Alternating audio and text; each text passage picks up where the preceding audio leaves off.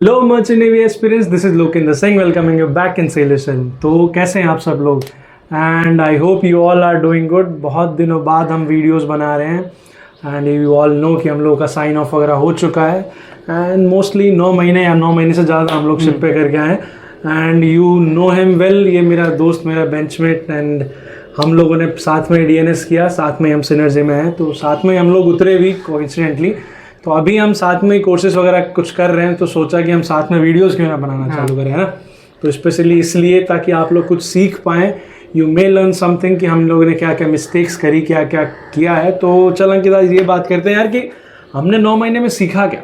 तो हम लोग का मतलब जैसे एक कैडेट या फिर कैंडिडेट जब डीएनएस पास करता है, बीएससी पास करता है, तो कंपनी में ऑन बोर्ड जाने से पहले वो कितना घबराता है, कितनी घबराहट होती है, या फिर क्या क्या चीज़ें वो हम लोग से पूछ सकते हैं कि भैया हमें ये मालूम होना चाहिए, ये नहीं तो क्या क्या, मतलब चल शुरू करते हैं स्टार्टिंग से। तो फर्स्ट ऑफ ऑल पहले हम जब शिप ज्वाइन करने वाले थे तो बहुत घबराहट थी कि कैसे क्या होगा जहाज़ पे, क्या करेंगे, क्या क्वेश्चंस पूछे जाएंगे, बहुत सारे प्रॉब्लम थे, मतलब बहुत सारे क्वेश्चंस भी थे।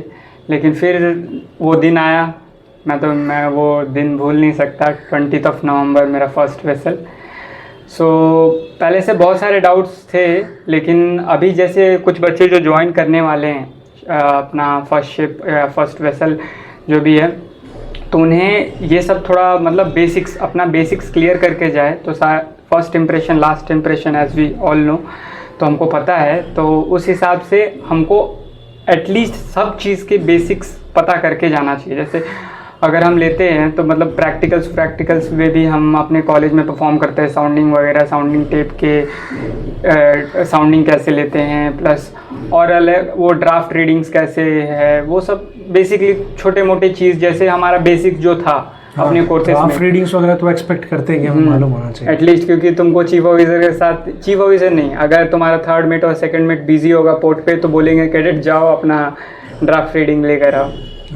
तो वही है यार। अब जैसे इसका एक्सपीरियंस था, he was in bulk carrier और मैं टैंकर में था, तो दोनों का ही एक्सपीरियंस अलग अलग था। मेरा तो और अलग था भाई। अब वही बात है, पहला जहाज़, पहली चीज़ हम कभी नहीं भूल सकते। सेम विद मी, मेरा तो लाइफ का ही पहला इंटरनेशनल फ़्लाइट था, फ़्लाइट ही पहला था मेरा।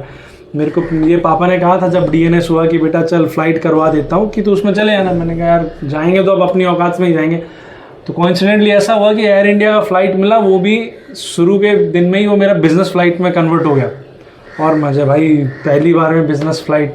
चलिए ये सब तो बात की बात है, लेकिन वही हम जैसे जहाज़ पे गए, एक्सपेक्टेशंस तो बहुत थी यार, लोगों को बहुत एक्सपेक्टेशन था कि मतलब कैडेट क्या क्या सीख के आया होगा। पहली बात तो हम लोगों से लोग एक्सपेक्ट करते भी हैं और नहीं भी करते क्योंकि फर्स्ट टाइम हमारा वेसल रहता है। चीफ ऑफिसर बस ये सोचता है तुम्हें कुछ नहीं आता, वो तो पहले से डरा आधे रहते हैं कि इनको क्या क्या बताना पड़ेगा कि तुम पहली बार न्यू हो, तुम्हें कुछ नहीं आता। और जो तुम्हें रिलीव करता है उसको मैक्सिमम हर चीज़ आता है और तुम वो जीरो से स्टार्ट करने वाले। क्योंकि बेसिकली कैडेट चीफ ऑफिसर का राइट हैंड ही होता है, क्योंकि चीफ ऑफिसर बहुत बिजी रहते हैं, डेक में हर चीज़ वही संभालते हैं। तो आधी से ज़्यादा बार तो ये होता है भाई कि कैडेट को संभालना पड़ता है, कैडेट को बहुत सारे पेपर वर्क करने पड़ते हैं, बहुत सारी चीज़ें। अब चीफ ऑफिसर को ये भी है कि तुम्हें काम के साथ साथ पढ़ाना भी है, सिखाना भी है कि लाइफ कैसे जी जाती है, मर्चेंट नेवी में एक्चुअल में ऑन बोर्ड क्या होता है। क्योंकि वही बात है यार, आधे लोग सुसाइड करते हैं, क्या क्या मतलब बहुत सारे केसेस होते हैं। हम जब शिप पे चढ़ते हैं तो हमारे लिए टोटली बहुत डिफरेंट वर्ल्ड होता है वो। मतलब 8 मंथ्स 9 मंथ्स बिना कोई इंसान, मतलब मैक्सिमम टाइम तो हम सी में 90 to 80% हम अपना जो है अपने सी के बीच में रहते हैं, मतलब सेलिंग में रहेंगे। तो पोर्ट पे तुम्हारे बहुत कम चांसेस है कि 5 days 10 days ऐसे मिलेगा। कभी मौका मिला भी तो पोर्ट में इतना बिजी रहोगे कि तुम शोर लीव जाना तक भूल जाओगे। और शोर लीव का तो बात ही छोड़ दो। शोर लीव बस हम क्या होता है कि अपने जो वर्किंग आवर्स में अगर जाते भी हैं तो हमको ऐसा नहीं है कि कल छुट्टी रहेगा या फिर जो भी है, तुम्हारा जो भी है ड्यूटी रहेगा। मतलब तुमको वर्किंग आवर्स के बाद ही तुमको जाने का टाइम मिलेगा। मतलब अगर तुम मॉर्निंग 5 पोर्ट पे हो, 5 to 6 किए तुम काम, फिर 6 o'clock के बाद तुमको 6 hours के लिए 5 hours के लिए जब भी जाना, रात को 12 बजे आओगे, तो ऐसा नहीं है कि तुमको नेक्स्ट डे 3-4 hours ज़्यादा सोने को मिलेगा। तो ऐसा कुछ नहीं है। काम है, हर कोई जाता है जो अपने ऑफ आवर में जाता है, उसके बाद वापस आके काम भी करना पड़ता है, करना पड़ेगा। हाँ, ये सब। अब कई लोगों का ये क्वेश्चन होता है कि भैया जहाज पे सी सिकनेस वगैरह होता है कि नहीं, क्या नहीं होता है? भाई मेरे से ही पूछ लो। तो ये सी सिकनेस वाला बात जो है, टोटली डिफरेंट है, क्योंकि मैं लोकिंदर को कॉल भी किया था जब ये शिप ज्वाइन, हम एक्चुअल में दोनों साथ में ही किए थे। तो फिर जैसे ही हमने ज्वाइन किया शिप, तो मैं इसको कॉल किया तो ये बोलता है भाई बहुत चक्कर आ रहा है, बहुत उल्टी हो रही है, 10-20 डिहाइड्रेशन, पूरा एकदम बेड पे लेटा हुआ रहता था ये।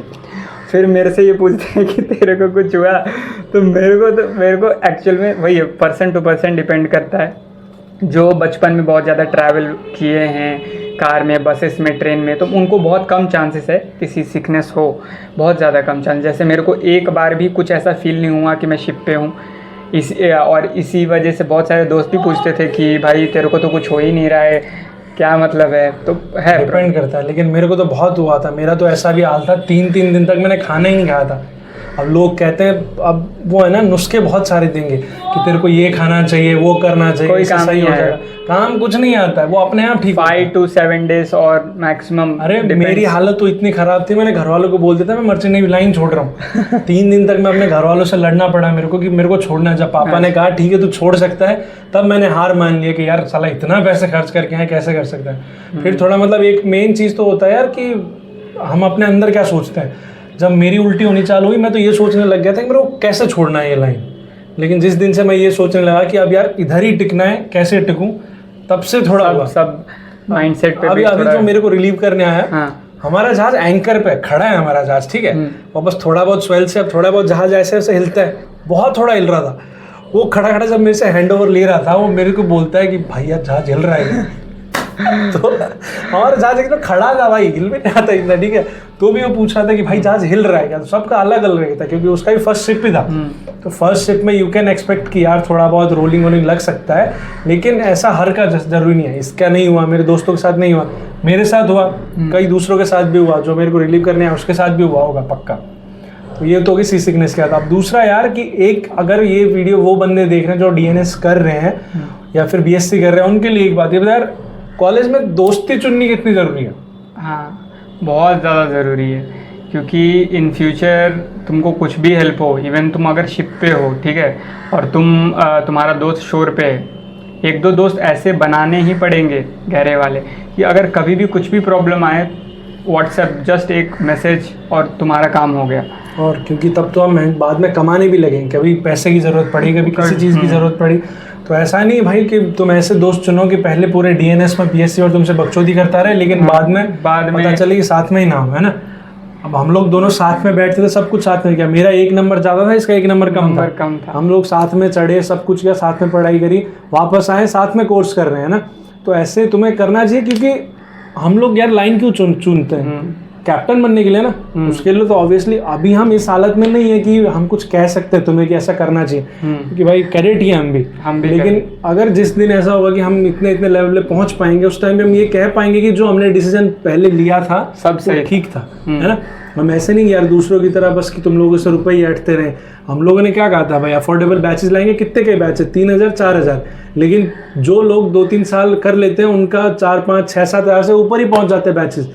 लेकिन हम लोग अपनी बातों से नहीं मुक रहे, क्योंकि हमें पता है यार साला मर्चेंट नेवी ज्वाइन करने के लिए कितनी पढ़ाई करनी पड़ती है। थोड़ी बहुत पढ़ाई, लेकिन मेन होता है इंटरव्यू वगैरह। मेन वही है, मेन इंटरव्यू का है। रिटर्न देखो, रिटर्न 50% तो अपने ऊपर डिपेंड रहता है। मैं भी जब मतलब कोर्स कर रहा था या फिर कोर्स करने वाला था, उससे पहले स्पॉन्सरशिप के लिए, तो रिटर्न मैंने खुद निकाला। इंटरव्यू के लिए हाँ इधर उधर से बैचेस लिए, लेकिन वही है, मैक्सिमम हम सब मिडिल क्लास फैमिली, लोअर से भी लोअर मिडिल क्लास फैमिली से आते हैं, जिसको ABCD भी नहीं पता होता है। हम लोग एक्चुअली में ये ना गाइडेंस ढूंढते हैं, बस गाइडेंस तो हम दे ही रहे हैं। तो मेहनत करने वाले बच्चे और बीच में थोड़ा गाइडेंस मिल जाएगा, तो ये कोई उतना हार्ड चीज़ नहीं है। अब आते हैं वापस, देखो जहाज़ के ऊपर यार। जहाज़ लाइफ हार्ड भी है, इजी भी है। इजी भी है। हार्ड तब है जब हमें ये पता नहीं चलता कि काम कैसे करना, काम करना कैसे। जैसे कि सिंपल, जब मैं बल कैरियर, ये तो टैंकर पे ठीक है, चलो बल कैरियर ज्वाइन करने वाला था, तो मैं फर्स्ट मंथ, इवन तुम कोई भी शिप ज्वाइन कर लो तो प्रॉब्लम तो रहेगा, पहला दूसरा मंथ तक रहेगा। ऐसा नहीं है कि बल्क है तो भाई वो उसका बहुत आसान चीज़ है तो वो बल्क में कर लेगा। मेरा बल्क के हिसाब से, टैंकर के हिसाब से, तो मैं अपना बल्क ज्वाइन करने वाला था, तो बहुत सारे दिमाग में क्वेश्चंस था कि कैसे करूँगा, क्या करना है क्या नहीं करना। तो 1 मंथ ज़्यादा से ज़्यादा मेरे को टाइम लगा हर चीज़ मतलब पहले समझने में। इवन फर्स्ट शिप है तो तुमको तो बहुत सारे चेकलिस्ट, फॉर्म्स, एसएमएस, इतने सारे चीज़ रहेंगे, क्योंकि कॉलेज लाइफ डिफरेंट होता है। कॉलेज में बस हम अपना बुक पढ़ाई करते हैं और दिन भर मस्ती करते हैं, उसके अलावा कुछ नहीं है। कॉलेज लाइफ में होना भी ऐसे ही चाहिए, अपना पढ़ाई का टेंशन उतना नहीं, लेकिन बस थोड़ा ऐसा कर लो कि मार्क्स अच्छे आ जाए, पहले जहाज चढ़ जाओ। क्योंकि सिनर्जी वाले तो समझ रहे हो, सिनर्जी वाले का थोड़ा वेटिंग लिस्ट ज़्यादा हो जाता है अगर तुम्हारा मार्क्स कम है तो। 1 ईयर 1.5 ईयर्स भी लग जाता है, 1.5 साल भी चढ़ रहे हैं। हाँ, और हम लोगों को जो रिलीव कर रहे हैं वो हम लोग के दोस्त ही हैं। मेरा जो बैचमेट था, मतलब हमारे क्लास का लीडर ही था समझ लो, वो मुझे अपने शिप पे रिलीव किया। तो मैं आया घर, वो मेरे प्लेस पे रिप्लेस हुआ। और वो 1 ईयर तक लिटरली, देखो इतना टाइम होने के बाद बहुत सारी चीज़ें भूल जाते हैं हम, तो वो बहुत चीज़ें भूल चुका था। इवन वो छोटे छोटे चीज़ पूछ रहा था मेरे से कि भाई ये वाला भी पढ़ाए थे क्या हमको। तो मैं बोला कि भाई देख थोड़ा टाइम लग गया है, कोई बात नहीं, लेकिन शिप है, शिप वैसा कुछ नहीं है, बड़ा रॉकेट साइंस नहीं है, तुम कर लोगे। जैसे जैसे जाओगे, फर्स्ट शिप कंप्लीट करके आओगे, कॉन्फिडेंट फील करोगे, बहुत कुछ कर लोगे। तो ऐसा कुछ नहीं है। तो अगर कोई बंदा अगर अभी जस्ट ज्वाइन करने वाला है शिप और वो वीडियो देख रहा है, तो उसके लिए बहुत बढ़िया है कि तुमको कुछ। भाई ये वीडियो ज़्यादा लंबा खिंच रहा है, will be coming in part 2। तो अगर ये वीडियो तक देख लिया है तो दूसरे पार्ट में बताते हैं क्या होता है क्या नहीं। Bye bye.